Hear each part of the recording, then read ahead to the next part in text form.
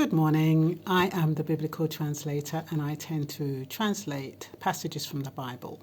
I'm working my way through the New Testament, and what I do is I try to paraphrase or at least make the verses or the scriptures relatable. So today is taken from Mark 11 and it is chapter 12 or verse 12.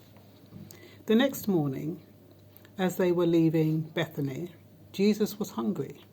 He noticed a fig tree. Not very prepared this morning. He noticed a fig tree in full leaf, a little way off, and he went over to it to see if he could find any figs. But there were only leaves because it was too early in the season for fruit. Then Jesus said to the tree, "May no one ever eat your fruit again." And the disciples heard him say it. Now, it wasn't the fig tree's fault that Jesus was hungry. It was Jesus who was hungry, and he decided to approach the fig tree for fruit, but it was out of season. Jesus didn't say, "Oh, you're out of season, therefore how can I expect to get fruit from you?" No, he was angry at the tree, cursed the tree, and the disciples heard him say it, they say. Now, you know what they say, a hungry man is an angry man. And how many times have we accused and cursed people for things that have nothing to do with them? It's our situation, our circumstance that has put us in a certain place, made us feel angry. In this case, Jesus is hungry and he goes to look for fruit. There are no fruit on the tree, and so he curses the tree. And so many of us do that, don't we? We blame others for our own situations, and we get angry at them, and we curse them, and sometimes we can never take those words back. Fortunately, we can still buy figs. People still eat figs, so obviously that curse has been taken away. But it doesn't take away how we feel inside and how we feel we have the right to blame people, other people, or situations for our own circumstances. This is the human side of Jesus where, he did say he came down in human form. And this is the human side where there is no compassion in that moment. There is no rationale. He's hungry. He wants something to eat. And he needs to satisfy that need. And in these times, we all need to satisfy an element in ourselves. And sometimes we blame it on the government, we blame it on our parents, we blame it on our employers, we blame it on the neighbour next door, we blame it on the dog, we blame it on the cat.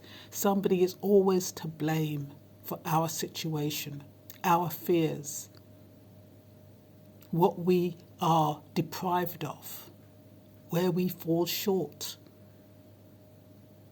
How many times do we blame others for the way we are feeling? And it has nothing to do with them. And that's what we find, that's what I took from this scripture, that Jesus was blaming the fig tree because he was hungry. So many of us, when we are in a situation where we cannot control the situation, we feel helpless. And with helplessness comes fear. With fear comes anger. Could Jesus have been fearful? Could he have thought, "Oh my God, am I not going to find anything to eat?" Why don't you think he blessed the fish and the loaves and, it was multiplied? Why couldn't he have done that with the tree? Why couldn't he have summoned God and said, "Look, God, I'm hungry. Please put some figs on this tree so I can eat"? That's because he never abused his power. Even though he was a human, he never abused what God could do for him. He realizes that there are some situations where we have to fend for ourselves. There are situations where we have to suffer. There are situations where we have to do without, and we have to make a way. It doesn't tell us how he made a way, how he found food. I mean, maybe in the next chapter, I haven't got there yet, but the Bible tends to be full of little stories, and they don't always give us the end result. So I think what the message here is, when in life you are missing, you are lacking, you are feeling deprived, you are feeling in need of, go to the source. Don't blame those people who are unrelated to your situation.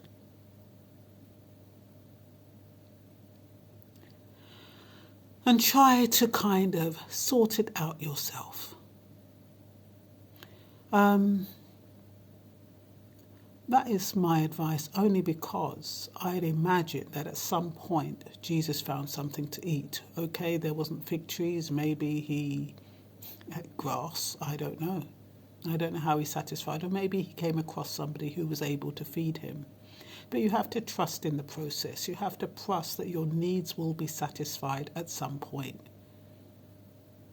You don't take out your anger and your frustration on situations and people that have nothing to do with it. Like I said, anger comes from fear.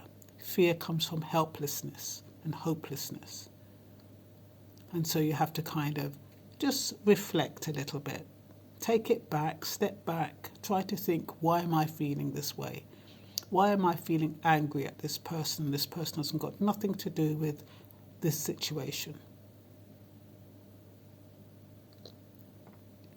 I think I'm going to leave it there. It was a very short scripture, so I'm not going to long it out, as they say. But I do hope you find it useful.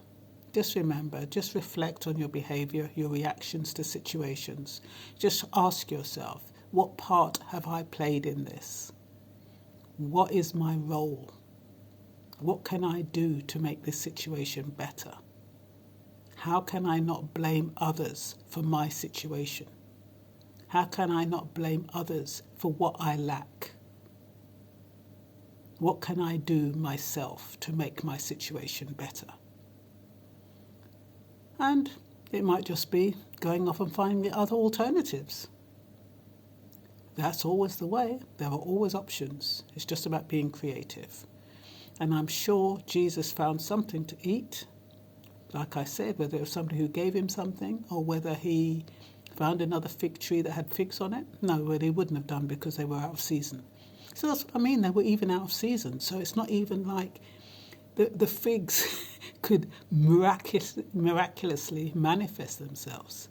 I know when mangoes are out of season, there's no point me going to Jamaica because I go to Jamaica for the mangoes.